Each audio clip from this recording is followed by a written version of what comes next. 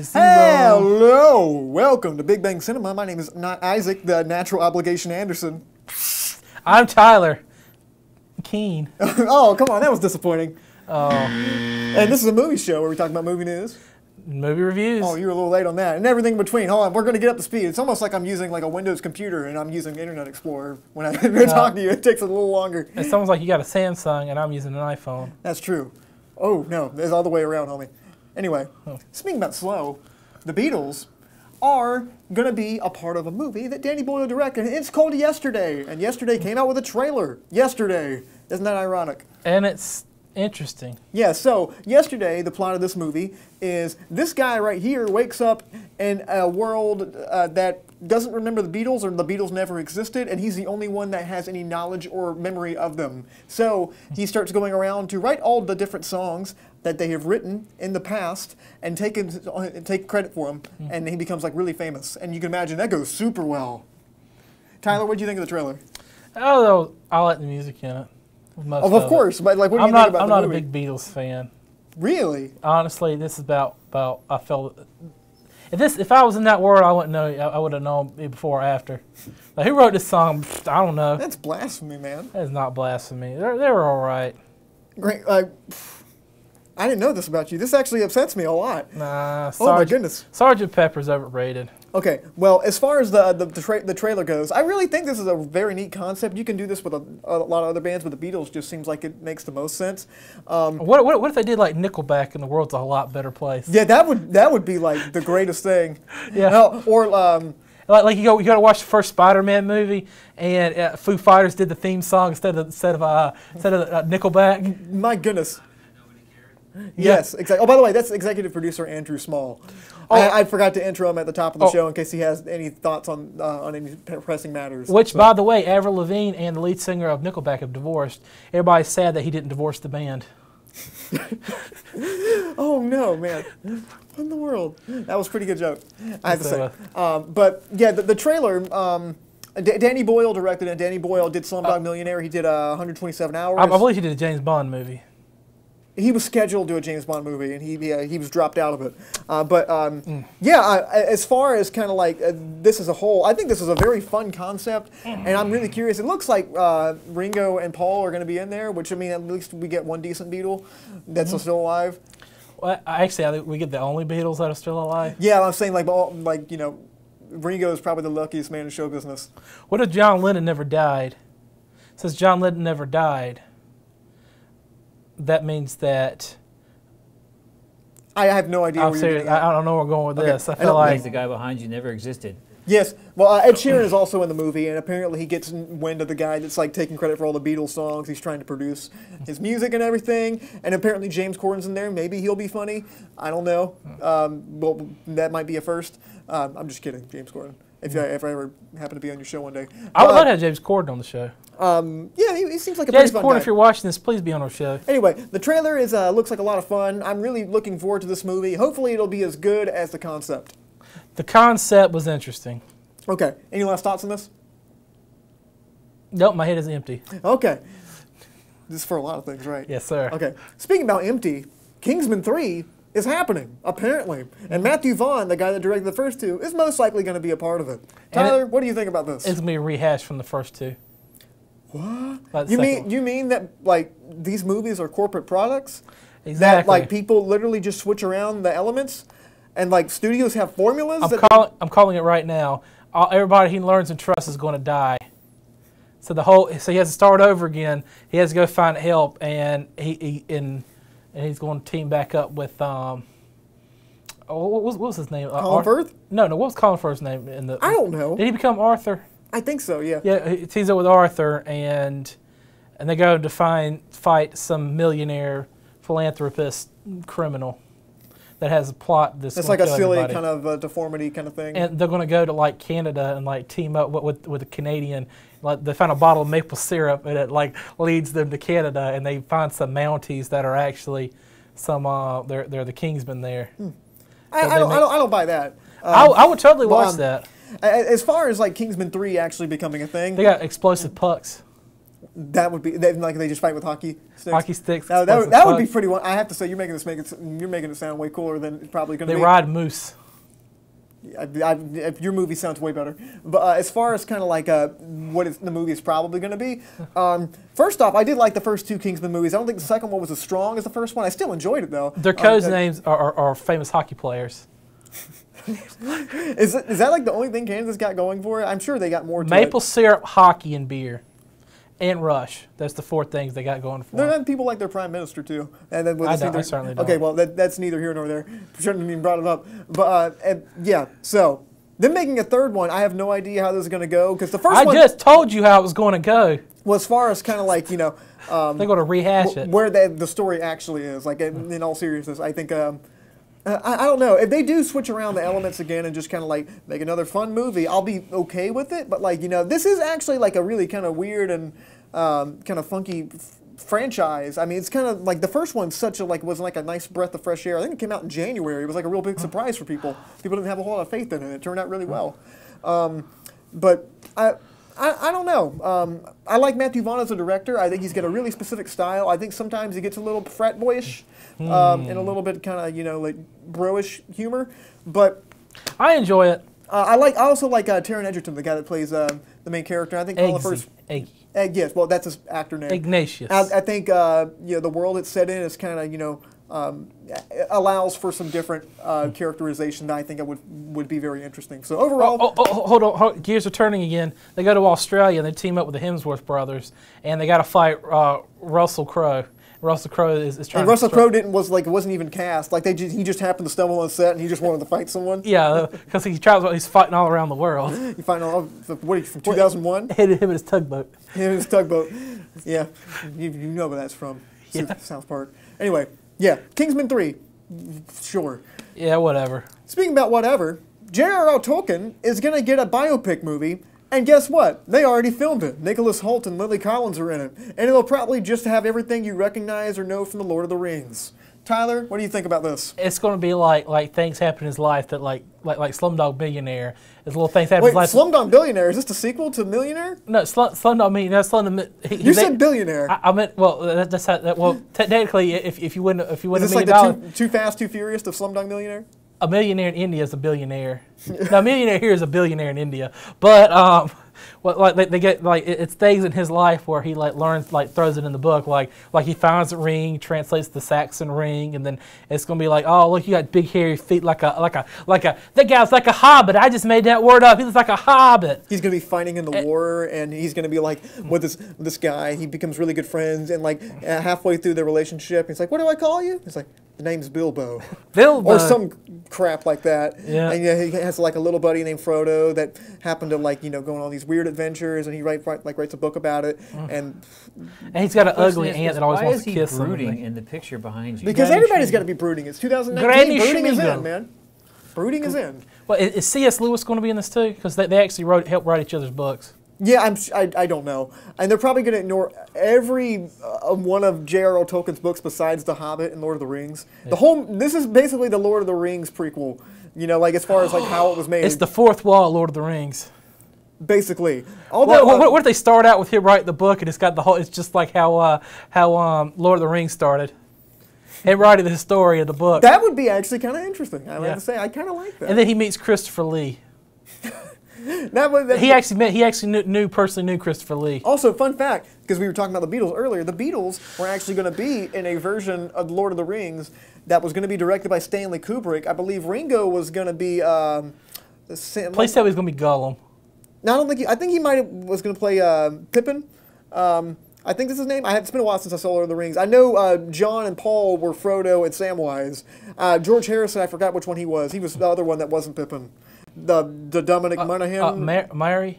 Yeah, Mary and Pippin, yeah. Sorry. It's been a while since I've seen the movies. Hey, but yeah, Mary, we got to go drop the ring. I think this is... That's pretty good. That was good. Oh, man, it's a long journey. We got to help Frodo. We got to help Frodo, man. Oh, look, I found mushrooms. The best Let's eat the mushrooms, Mary. oh, let's sing a song too while we eat these mushrooms.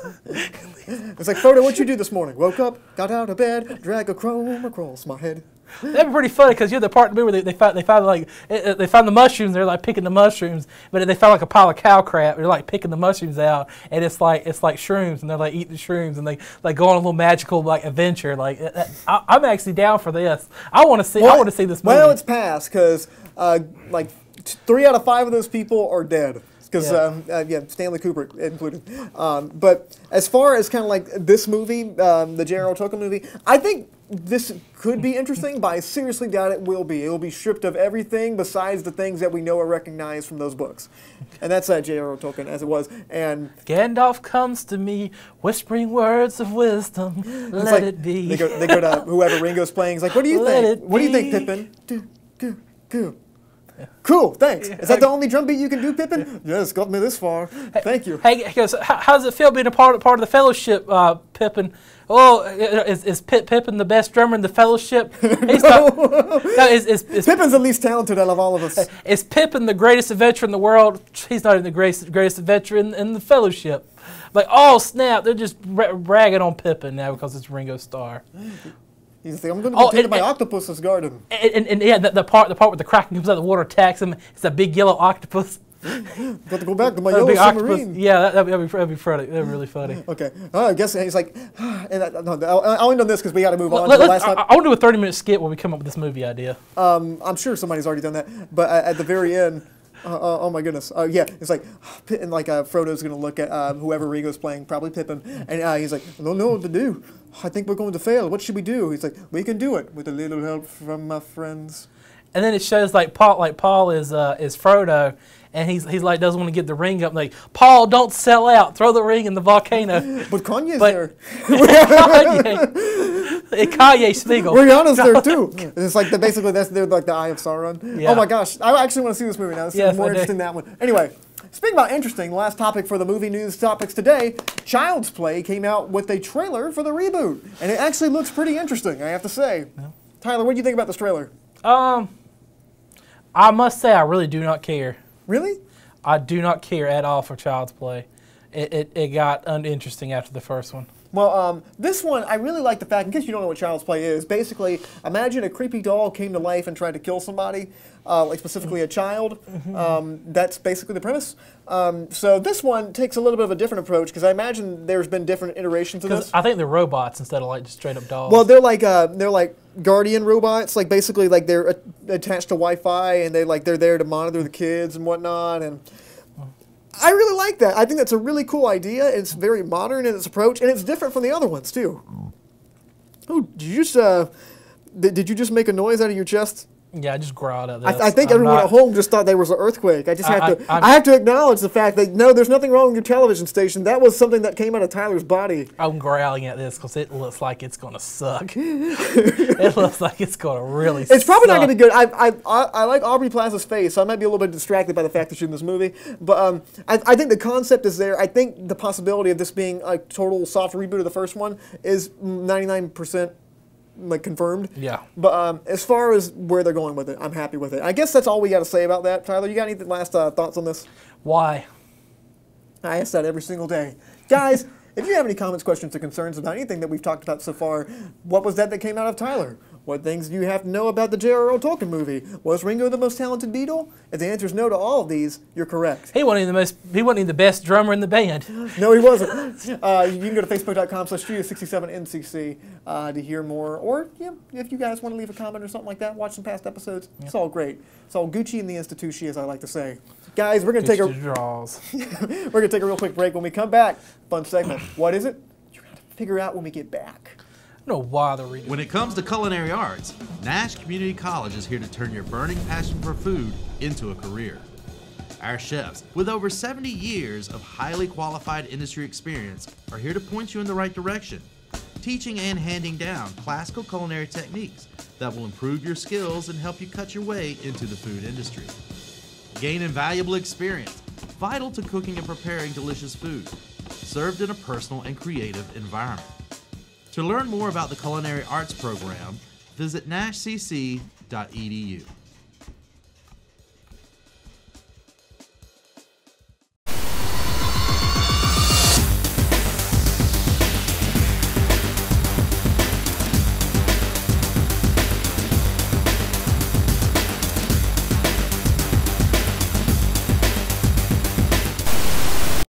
time to pursue your career in veterinary medicine. Nash Community College now offers an Associate in Applied Science degree in Veterinary Medical Technology. This is your chance to become a registered vet tech and work with a variety of animals. Learn about radiology, client education, animal wellness, treatment, laboratory techniques, anesthesia, and more. Now accepting applications. Call 252-451-8390 or visit nashcc.edu/VMT today. I said, no, no, no, no, I don't hold the ring no more. Tired of waking up on the floor. There you go. You were watching earlier, you know where that's from. Yeah. Anyway, this is Big Bang Cinema. My name is Isaac Rolls Anderson. I don't know where that was going to go. Should have been Isaac Wallpaper T-shirt Anderson. That really goes well too. Okay, and Tyler Short. I don't know. Shorty King. Jugrug King. There we go. I don't know. Anyway, guys, there are a lot of movies that make me very angry. Specifically, movies that are very unnecessary that go back and ruin movies that I really like. So I thought we might do that in Imagination Land. So we're going to ruin our own favorite movies. Well, these are, we're going to call this pitching prequels, okay? So prequels are a big thing now, okay? People want to go back and explain everything of the simple movies that we really like and kind of overcomplicate a story that isn't really like that. That isn't very complex and doesn't need explanation like a Die Hard or Star Wars. That was actually a good title you come up with. Pitching prequels? Yeah. It's better than some of my other titles, Yes, I it have to say. has. The one that you suggested one time, you got to watch old episodes when he suggested I should do Stealing the Show. That was a great one. You'd have to look that up. I don't remember what episode that is. But we have each picked a movie. Myself, Tyler, and I believe Drew. Drew doesn't have anything, so it's just going to be us. All right. I'm going to go first. This one, I decided to make a prequel about Jaws. Now, this can go one of two ways. Drew and I were talking about this earlier. So first off, Jaws does not need a prequel. A prequel would absolutely obliterate everything I like about this movie. There is no good prequel idea to Jaws, which makes it perfect for me to pitch in this segment. So, here, imagine this, okay? We open in a science lab. Scientists are walking around. It might be in the 1950s, early 1950s. World War II had just ended a few years earlier. You know, there's still some Soviet scientists working in this lab. And get this, there's a shark that they're working on. A baby shark. Do-do-do-do-do-do. Pause it. There's InGen logos. It's now a crossover with Jurassic Park. No. No. No, we can't make this any worse than we can't add another Spielberg You property. can kill on this. 2 movies with 1 stone. Kill 2 movies with 1 shark. So they're working on a shark. So Jaws is now established as a science project from a former Nazi scientist to be a super engineered shark that is able to hunt humans at an extremely fast pace, and it also remembers. Get this. They have engineered it to remember, and our main characters are some of these former scientists and everything. And get this. A young child walks around that we will know as Bodhi later on. And so, Bodhi is just a child walking around the ship. By the way, this is produced by George Lucas. Just because kids and meeting things, characters that they shouldn't meet early on. There's going to be a scene where Bodhi goes up to the tank and somebody's going to say, "Little Bodhi, meet Jaws." That's going to happen in this movie. And so they're going to form a connection. Bodhi's going to remember this shark, and the shark remembers him. And so they become very good friends. Bodhi always comes to visit the shark, and one day Bodhi gets taken away. Okay, his dad leaves. Okay, and his dad is replaced. Hey, Isaac? Yes. I think you mean Brody. Brody. Not, am I saying Bodhi? Brody. You said Boaty. I meant Brody. It's like you got a friend at the boat? Bodhi, yeah. I turned into a little North, don't you know? It's Brody. Yes. Anyway, Brody's father takes Brody away, and Jaws starts to miss him quite a lot. And this makes Jaws start struggling with alcoholism.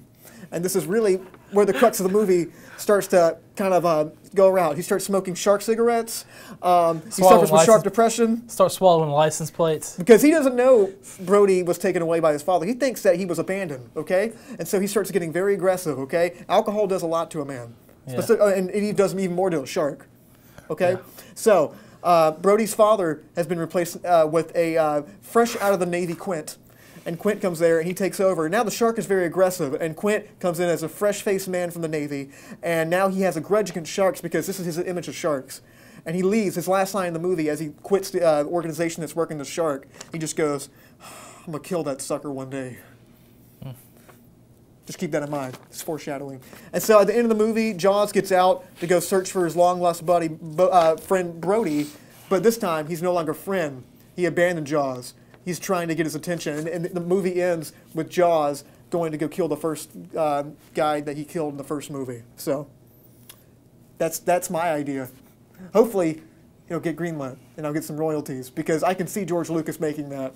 And also, George Lucas is tight with Spielberg. And there's going to be a lot of scenes where people are talking to each other and they go stand over to a window. Yeah, it's going to be a lot of shot, reverse shot. Everything's going to be on a green screen. Jaws is going to have like a terrible CGI thing. And everybody's going to be sitting down talking. Yeah, and it's going to be really flat wooden dialogue. Yeah. And you'll definitely have to have something about sand in it because it's coarse and it gets everywhere. Oh yeah, it'll have something like that, and it'll have some unnecessary character. Sand. Quint's gonna, sand shark. He's gonna talk like a racist stereotype from the 20s and go, "Oh, Misa don't like the shark. Go out!" Yeah. Yeah, this sounds great.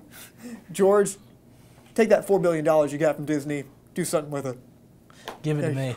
Anyway, Tyler, what is your prequel idea? It's the prequel to Fight Club, and it's going to be about the narrator, which you never find out the narrator's name, but it's going to be the narrator, him in high school, and it's about moments in his life that gave him a split personality. Okay. Like, he's going to be in high school and he gets bullied, and then but you see like the whole movie, like little flashes in the corner, reflections. You see Brad Pitt in the corner, and but you have to look real hard to see him. It's kind of like a flash, and it's about him. There was a anarchist down the neighborhood named Tyler Durden, and Tyler Durden, the narrator always like, Tyler Durden is so cool. He doesn't care what people say about him. He just does what he wants to do. And then he's all about he's all about anarchy, and he learns what anarchy is from this guy. At the very end, he becomes Tyler Durden, but he doesn't know it. Like the personality jumps at the very end and beats the crap out of like a bully, then goes back in. And then but he never knows it happened. And it shows him skips later about him in school, goes to college, and he gets that job, and it shows him in IKEA. And then it shows him at the very end. I already hate this. And then it shows him at the very end, and he sit at the computer desk, and his little computer, and he's at his job, and you can see the reflection is Brad Pitt. And that's when the personality actually comes out. So this is just like the first movie, but worse? No, it's not the first. The first movie, Tyler Durden was everywhere. He only comes out twice in the movie. Okay. But you see his images like from the perspective. That's what I'm saying. The whole premise is he kind of discovering that he is this guy. And then his personality is he doesn't know it, but his personality developing. This actually might. If it was done by a David Fincher, that actually might be kind of interesting. Mm-hmm. But done with the hands of a worse director. I give it a $5 million budget. $5 million budget. Oh no, this is no way that's going to turn out well. And how are you going to get Edward Norton for that much? That's how much he costs a day. You don't need Edward Norton. You just need his voice. Well, that's the thing, though. I mean, that tells that much to put him in a sound booth. I mean, because that's the way I made it. You're going to have I want to say Isa Butterfield as young narrator. And then, like an adult, you never see his face, you see the back of his head, but the computer's the reflection is Brad Pitt. That's kind of neat. I have this. You're making this sound interesting and not terrible. And then and he makes a little friend, he's got an imaginary friend. It turns out Tyler Durden was an imaginary friend he has as a kid. Oh, we're gonna see Meatloaf's character Bob before he. Yeah, he's Briff. He's like a bodybuilder. Yeah, he's like a bodybuilder before he started getting And then it shows him in college again, and then it shows him again. He's in the mirror going, "What in the world?" He's "Oh, what a sad time." Yeah. Okay, and I think I would watch more of from the Marla perspective, how she got to where she was. That seems more interesting. Yeah. Really, if we were gonna make it good. Rip-off spin-off about the church support groups. That would be kind of weird. Yeah. Depressing and weird. That'd be great. I know. Well, judging on the things that we have told you, my Jaws prequel, produced by George Lucas, it's definitely written by George Lucas. It might be directed by George Lucas. I don't know. It was directed by George Lucas. All the shot reverse shot will be in there. Or Tyler's Fight Club prequel. Which one? $5 million budget now. Mine is $85 million. You got a cameo from Brad Pitt that wasn't even Brad Pitt. It was restock footage. Yeah. And to top it all off, the director is going to be some Scandinavian guy that directed some movie up in Sweden that 5 people saw. You've already had your turn, sir. You've already had your turn. Yes. I was going to say, mine has an $85 million budget, and it's going to look like it was made in a weekend. Yeah. I like a good prequel from Tyler there. However, I would go with Jaws, and I'll accept your pitch only if you give it over to Ken Watanabe-style anime from the 90s. Huh. That seems like it would actually make it good. We need to make this horrible, is a thing. Stop Because motion. And you should find. if we're, you should get your favorite director. yeah, my favorite director. Your least favorite. Zack director. My least Snyder. favorite. If Zack Snyder directed that, I can see that because it would be like dark, gritty, and depressing, and like yeah, I can see that. Or like a Michael Bay would make that. Actually, he might make it. Make the boom booms look cool, and boom booms I mean explosions, not whatever else you were thinking of. And yeah, who knows, guys? Let us know who you want to direct these terrible prequel movies. You can leave a comment at facebook.com/studio67ncc, or leave us your ideas for prequels down in the comments below. We love to hear what you guys have to say. But anyway, next week on Quick Flicks, we're going to be reviewing Alita Battle Angel, which apparently is getting awesome reviews. It's supposed to be the highest rated anime live action of all time, behind the South Korean Old Boy.